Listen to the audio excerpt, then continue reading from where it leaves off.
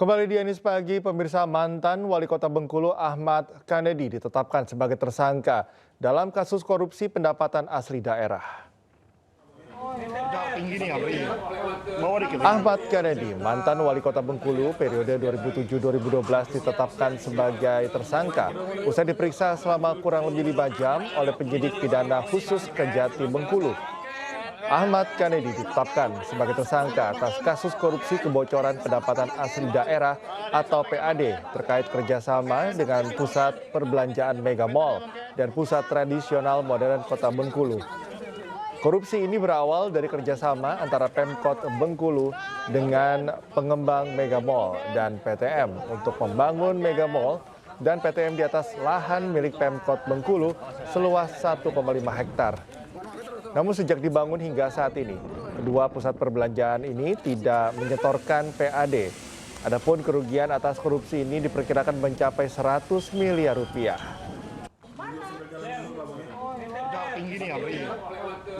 Penyidikan terkait dugaan tindak pidana korupsi pada lahan milik pemerintah Kota Bengkulu yang di atasnya ada hak guna bangunan berupa Mega Mall dan juga pasar tradisional modern. Nah, kebetulan pada hari ini tim penyidik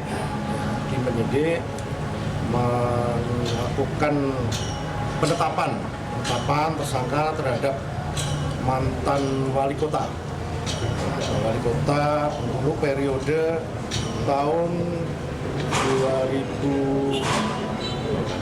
2007 sampai 2012. Setelah ditetapkan tersangka, yang bersangkutan untuk kepentingan penyidikan dilakukan penahanan dengan jenis penahanan rutan. Presiden Prabowo Subianto menandatangani Peraturan Presiden Nomor 66 Tahun 2025 tentang perlindungan negara terhadap jaksa dalam melaksanakan tugas dan fungsi Kejaksaan Republik Indonesia. Dalam aturan itu, jaksa bisa mendapatkan perlindungan dari TNI Polri.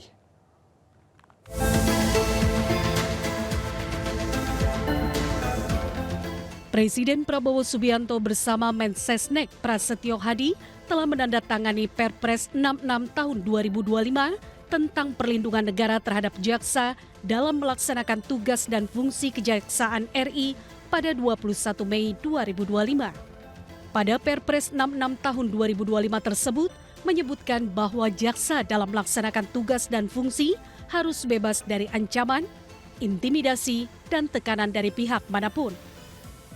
Lebih lanjut, dalam pasal 6 Perpres 66 tahun 2025 mengatur 6 jenis perlindungan yang akan didapatkan jaksa. Keenam perlindungan itu adalah perlindungan atas keamanan pribadi, perlindungan tempat tinggal, perlindungan pada tempat kediaman baru atau rumah aman, perlindungan terhadap harta benda, perlindungan terhadap kerahasiaan identitas, serta perlindungan lain sesuai dengan kondisi dan kebutuhan.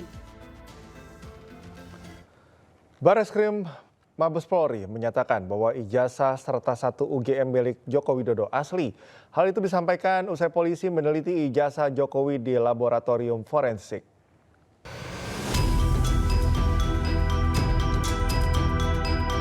Bareskrim Mabes Polri menyatakan ijazah S1 Universitas Gadjah Mada milik Joko Widodo asli.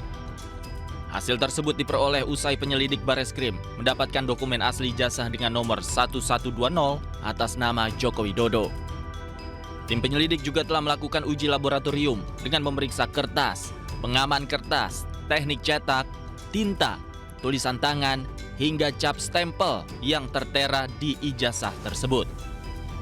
Bareskrim mengklaim hasil tersebut memperkuat keaslian ijazah Joko Widodo. Penyelidik mendapatkan dokumen asli ijazah sarjana kehutanan nomor 1120 atas nama Joko Widodo dengan NIM 1681 KT Fakultas Kehutanan UGM pada tanggal 5 November 1985 yang telah diuji secara laboratoris berikut sampel pembanding dari 3 rekan pada masa menempuh perkuliahan di Fakultas Kehutanan UGM meliputi bahan kertas, pengaman kertas, teknik cetak, tinta tulisan, tinta tulisan tangan, cap stempel, dan tinta tanda tangan milik dekan dan rektor dari peneliti tersebut, maka antara bukti dan pembanding adalah identik. Dari fakta-fakta yang diperoleh dari hasil penyelidikan, Bareskrim menyimpulkan bahwa Joko Widodo memenuhi syarat kelulusan di Fakultas Kehutanan Universitas Gadjah Mada dengan kepemilikan ijazah asli. Dari Jakarta, Tim Liputan iNews melaporkan. Sidang perdana gugatan perdata terhadap Universitas Gadjah Mada terkait ijazah Joko Widodo terpaksa ditunda. Penundaan karena kehadiran dari pihak ketiga selaku penggugat intervensi.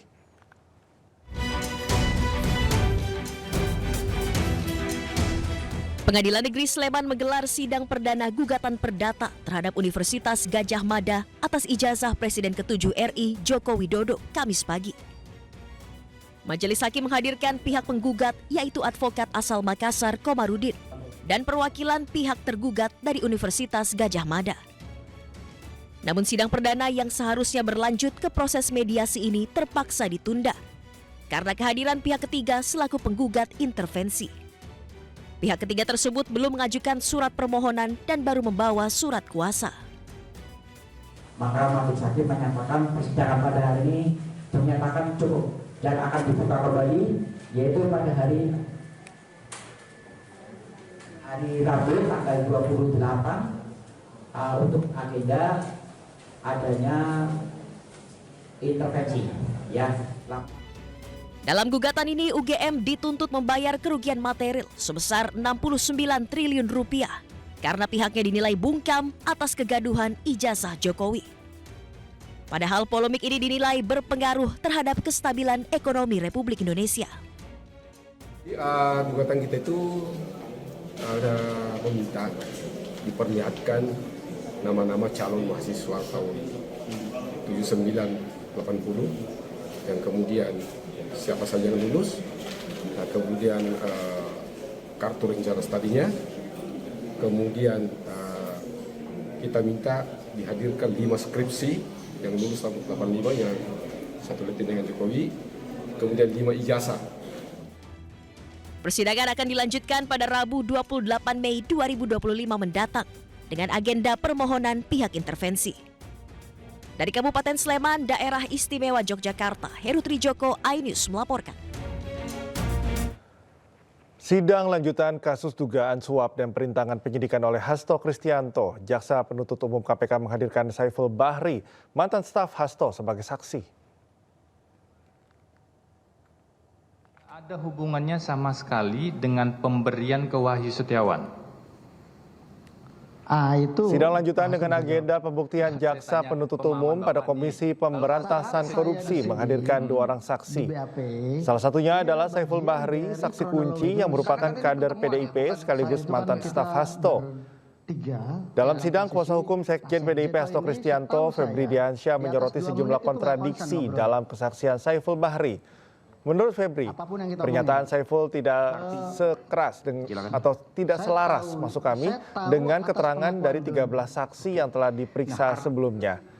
Febri juga mengklaim kliennya tidak memberi arahan untuk adanya suap dalam rangka meloloskan Harun Masiku sebagai anggota DPR lewat mekanisme pergantian antar waktu. Terima kasih teman-teman JPU. Kami mencatat cukup banyak pertentangan dan kontradiksi dengan keterangan saksi-saksi yang lain yang sudah diperiksa sebelumnya. Ada 13 orang saksi yang sudah diperiksa sebelumnya dari berbagai unsur dan kami mengidentifikasi cukup banyak pertentangan-pertentangan tersebut. Termasuk diantaranya terkait dengan sumber dana 400 juta, kemudian pertemuan-pertemuan yang dilakukan dan juga arahan-arahan yang seolah-olah dituduhkan itu berasal dari keterangan saksi saudara Saiful tadi jelas bahwa tidak pernah ada perintah dari saya untuk melakukan suap. Bahkan saya memberikan teguran keras ketika mendengar hal tersebut, adanya permintaan dana kepada saudara Harun Masiku, dan juga tidak semua dilaporkan kepada saya karena aspek-aspek yang menjadi tanggung jawab Sekjen adalah hal-hal yang strategis, dan keputusan dari DPP PD Perjuangan adalah keputusan yang bersifat konstitusional, dan itu juga diakui oleh saudara terdakwa, oleh saudara saksi, dan yang sangat penting adalah tidak ada dana dari saya, di mana saudara saksi Saiful Bahri tadi sudah menegaskan bahwa keseluruhan dana 1,25 miliar itu berasal dari saudara Harun. Kita ke informasi berikutnya, pemirsa. Laporan Ridwan Kamil terhadap Lisa Mariana naik ke tahap penyidikan. Polisi akan memeriksa pihak-pihak yang diduga memiliki hubungan dengan kasus Ridwan Kamil tersebut.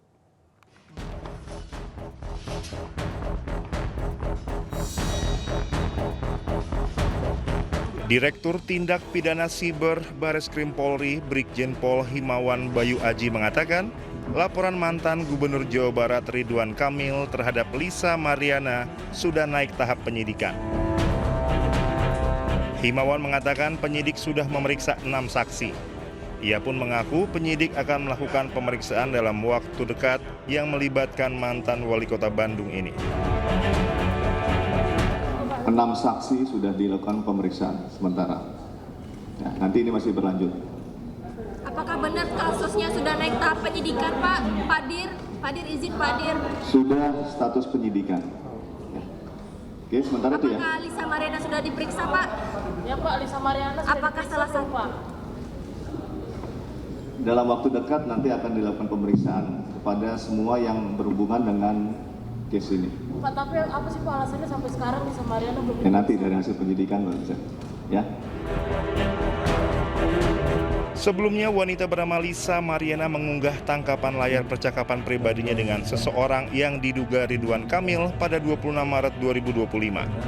Dalam unggahan tersebut, Lisa berusaha menghubungi orang yang diduga sebagai Ridwan Kamil dan mengeklaim mengandung anaknya.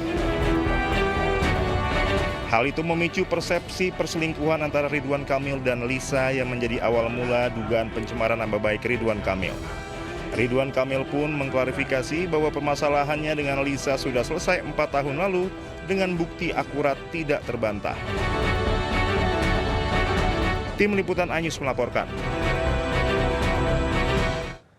Beralih ke informasi lain, pemirsa, Gubernur Jakarta Pramono Anung meresmikan halte Transjakarta trayek T31 dengan rute baru, yakni rute Pantai Indah Kapuk 2 Blok M. Diharapkan dengan diresmikannya rute baru dapat membantu masyarakat untuk beraktivitas. Bismillahirrahmanirrahim. Pada hari ini Kamis 22 Mei 2025, halte Transjabodetabek rute PIK 2 ke Blok M secara resmi kita buka dan beroperasi. Gubernur DKI Jakarta Pramono Anung meresmikan halte Transjakarta trayek T31. Rute Pantai Indah Kapuk 2 Blok M diresmikan dengan tujuan memudahkan warga untuk mendapatkan akses menuju kawasan PIK 2. Selain itu, trayek ini juga sebagai alternatif jalur penghubung antara daerah penyangga dengan Jakarta. Rute Blok M PIK 2 berjarak sekitar 72 km, dapat ditempuh dengan melewati 11 titik pemberhentian di wilayah Jakarta dan 13 titik pemberhentian di wilayah Banten. Trayek T31 PIK 2 Blok M ditempuh dengan waktu 120 menit dengan tarif Rp2.500 dari jam 5 pagi hingga 7 pagi dan Rp3.500 dari jam 19 hingga jam 22 malam. Satu hal, berbagai terobosan tentunya kita lakukan, termasuk yang disarankan oleh Pak Ahok untuk memberi voucher, kami pertimbangkan. Tapi yang jelas, melihat perkembangan baik Alam Sutra Blok M maupun Bekasi Feeder ke Cawang, itu animonya luar biasa. Dan sekarang ini hampir semua kepala daerah di Jawa Barat meminta untuk disambungkan, termasuk Wali Kota Bogor. Wali Kota Bogor minta dari Bogor ke Cibubur Junction. Saya bilang kalau dari Kota Bogor ke Cibubur Junction nggak ada Jakartanya, harus diperpanjang dikit lah gitu. Pramono Anung juga mengatakan trayek ini akan menjadi trayek primadona. Mobilitas orang yang keluar masuk kawasan Pantai Indah Kapuk cukup tinggi, jadi Pemprov DKI Jakarta dan Pemprov Banten sepakat untuk membuat trayek tersebut. Dari Banten, Muharlin, Damar Wicaksono, iNews melaporkan. Labbaik Allahumma labbaik, labbaik la sharika laka labbaik, innal hamda wan ni'mata laka wal mulk la sharika lak. Pemirsa, kita simak informasi seputar ibadah haji. Pelayanan khusus bagi jemaah lansia dan disabilitas bisa terwujud tak terlepas dari jasa para tangan mulia. Siti Maria Ulfa salah satunya, sosok perempuan tangguh melayani para jemaah calon haji khususnya layanan lansia dan disabilitas dengan penuh kasih dan kepedulian sebagai petugas haji.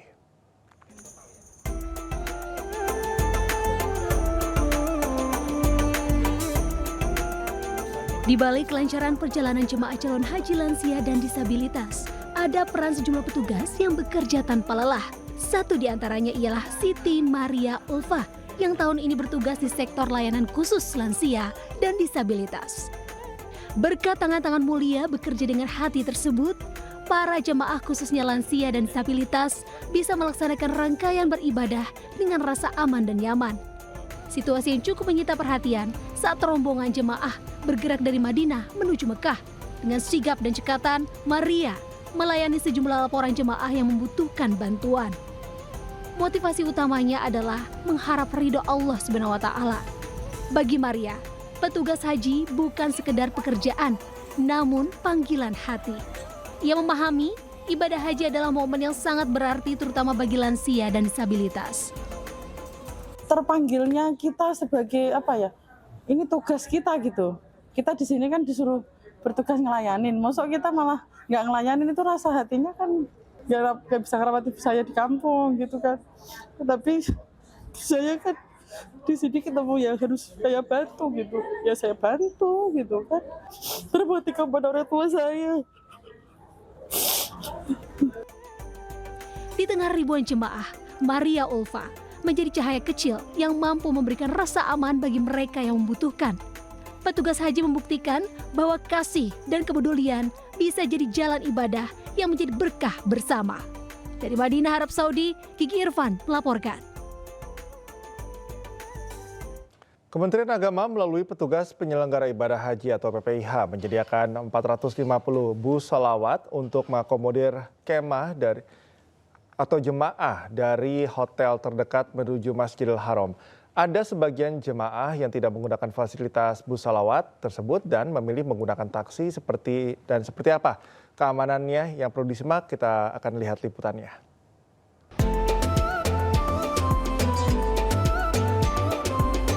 Bis sholawat moda transportasi yang disediakan Kementerian Agama melalui PPIH tersedia sebanyak 450 unit.